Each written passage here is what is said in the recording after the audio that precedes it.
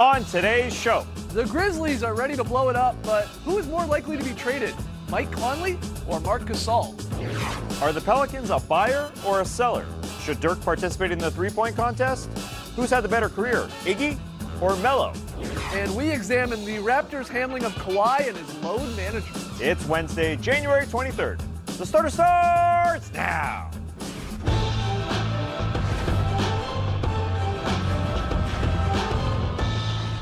Good evening, sweet world, and welcome to The Starters, presented by Jack Daniel's Old No. 7 and Tennessee Honey. I'm Jay Skeets, alongside me as always, Tass Mellis.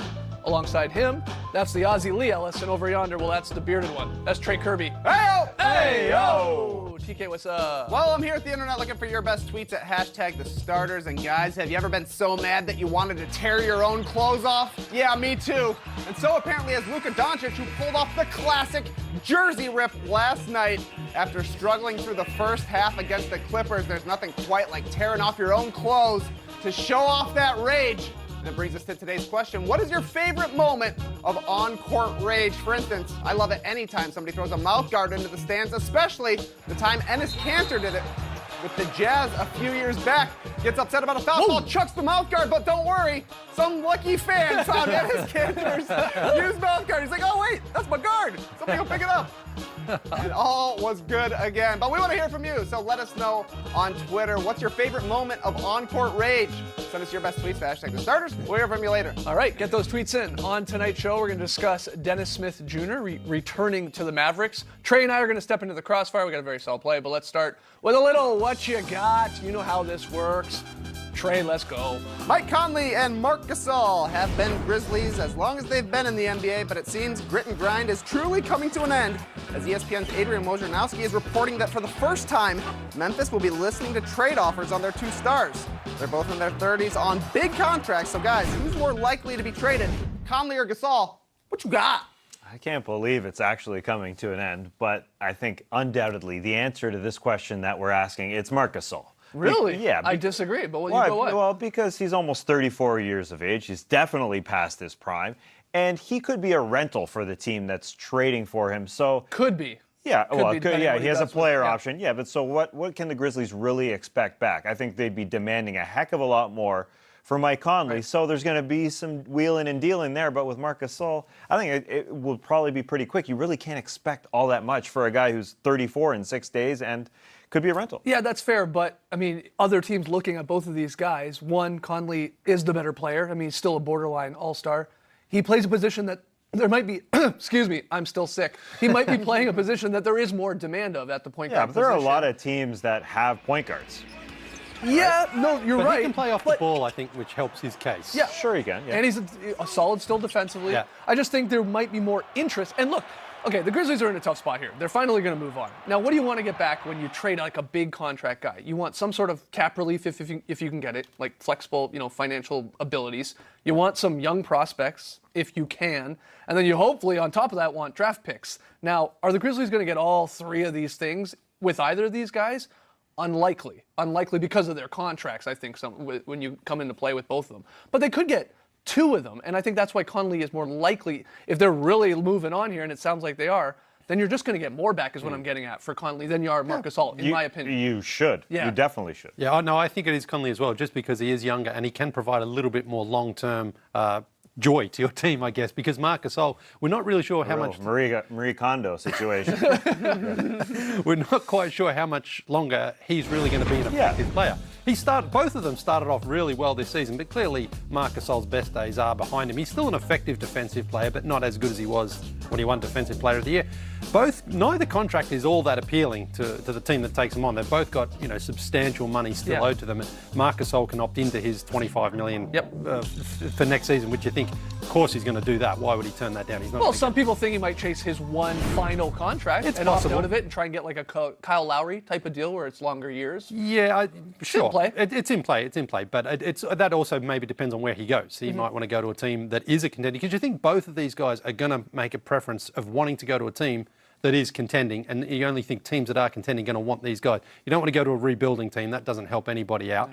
But both of them have had playoff success. They know how to win.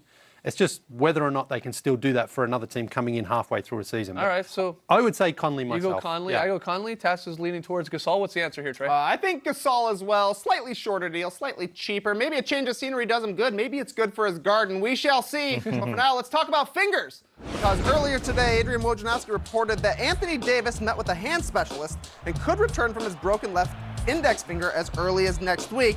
New Orleans is 12th in the West. The AD trade rumors are always swirling, and the deadline is just 15 days away. So at the deadline, guys, will the Pelicans be buyers or sellers? What you got? Pelicans are always buyers. Yeah. They're always buying. When you got Anthony Davis under contract, you've already sort of dug yourself into this hole. You're a top-heavy team that's trying to make Anthony Davis happy. You trade your pick every year. Yep. Just keep doing it. Trade that pick and trade possibly a younger player on your team for Mike Conley. I think that's in play. You Yeah, could maybe. play Conley alongside Drew Holiday, a first, and Randall, and some of the other fodder on your team, a Solomon Hill, could get it done. I think there's a legitimate option there. Yeah, the only problem with Conley is then you're taking on his contract as well. Yeah. They've already got Davis and Drew Holiday and I'm forgetting someone, Mirotic, I believe it is, who's got... He's a free agent this year. He's a free agent. Anyway, the point is that the Pelicans, in order to buy, they probably have to sell something of value, and if it's not that draft pick, then who do they give up on? Is it Julius Randle already? I don't think so. I mean, he's been good for them.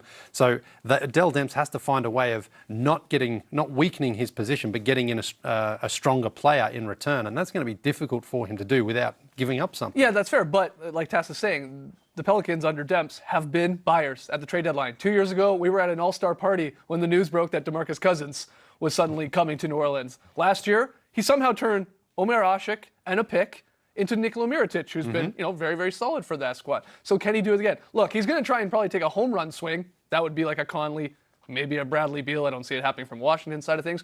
Or does he try and slap a double into the field there and get like an Otto Porter Jr., one of the magic wings guys in a Terrence Ross or a Jonathan Simmons? I think he's got to try and do something because the Pelicans are slowly starting to fall back here in this Western Conference race, and you're trying to keep Anthony Davis happy. You're trying to keep him there and sign him on the dotted line, that massive extension that they're going to throw in front of him in the summer. And you see their schedule here. This is their next 7 games. Yeah. After I mean, Detroit, it gets real hard. yeah. It gets very tough. They're going to be buyers. I think they have to be. Yeah, I agree. They're only 3 games out, but you could easily fall off. And some good news on the Anthony Davis front. He could just be out just over a week instead of the reported 2 to 4 weeks, so that helps. But with Anthony Davis, you just don't get too many of those opportunities. Yeah. You don't get too many opportunities to go to an all-star party like we did a couple of years ago. When we heard What a party. You got to go every year. That was a good party. Hopefully Yeah. we get a good one this year. But I imagine they're gonna keep buying. They got to make Anthony Davis happy. All right, Trey, what's the answer to this? The Pelicans are going to be buyers, and we're partying at All-Star again. We're coming for you, Charlotte. But we haven't stepped inside the butcher shop for a while, so come take a look at the new cuts that came in last night. Out in Phoenix, Gorgui Dieng elbowed Devin Booker in the head, which set off a confrontation to end with both players ejected. Dieng telling Booker to meet him in the tunnels, and Booker sprinting off to do so. In OKC, Russell Westbrook was trash-talking all the Blazers, whether it be Damian Lillard at the free throw line, Yusuf Nurkic after a fast break bucket, or Evan Turner after the game. Guys, which was the tastier beef? Booker versus Dieng, or Westbrook versus all the Blazers? What you got? Well, it's tough. I'm actually going to go with the Westbrook Blazers beef. Westbrook right now is beefing with everybody. wants to fight He anyway. was just getting into it with Joel Embiid, both on the court and then off. Now it's the Blazers. My favorite part of Westbrook versus the Blazers last night was the weird, ha-ha off we had between Westbrook and Nurkic. I can't ever remember seeing this. Westbrook dropping ha-has. He missed a shot, so Nurkic comes back with the ha-has.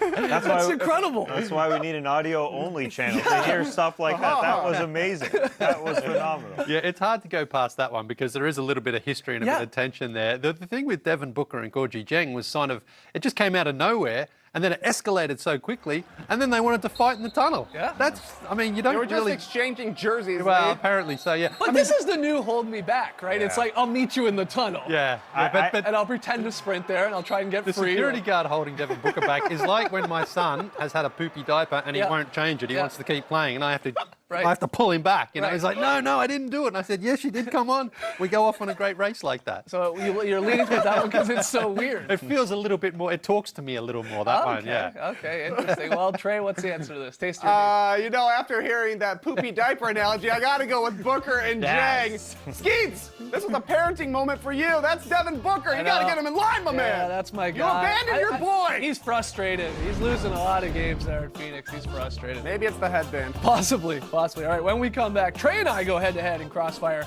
and debate whether Dirk should compete one more time in the three-point contest. Don't go anywhere.